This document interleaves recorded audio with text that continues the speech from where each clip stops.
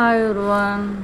Summer వచ్చేసిందిగా. చింతపండు కొట్టుకొని సంవత్సరం పాటు నిల్వ ఉంచుకునే బాధ్యత కూడా మనదే. కాబట్టి దీనిని ఎంచక్కా కలర్ మారకుండా ఈ చిట్కా మీకోసం. అయితే ఈ చింతపండు తీసుకొచ్చిన తర్వాత నీట్గా కొట్టి గింజ తీసేయాలి. నార ఇలా వైట్ కలర్ ఉండేది మొత్తం కూడా తీసేసుకోవాలి. తీసుకొచ్చిన తర్వాత చూడండి ఇలా చేసుకోవాలి. ఇలా చేసేసిన తర్వాత ఒక చిన్న చిట్కా ఏంటా అనుకుంటున్నారా?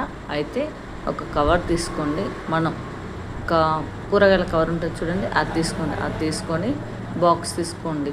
అందులో ఈ చింతపండు మొత్తం కూడా స్టోర్ చేయండి. స్టోర్ చేసిన తర్వాత దగ్గరికి నీళ్లు పోకుండా చూసుకోండి. ఇది ఫ్రిడ్జ్లో పెట్టుకోండి. సంవత్సరం పాటు ఇప్పుడు ఎలా పెట్టామో సంవత్సరం మొత్తం కూడా అదే కలర్లో ఉంటుంది. చాలా చక్కగా ఉంటుంది. నేనైతే చాలా ఏండ్లుగా ఉపయోగిస్తున్నాను. తప్పకుండా ట్రై చేయండి. సబ్స్క్రైబ్ చేసుకోండి ఫ్రెండ్స్.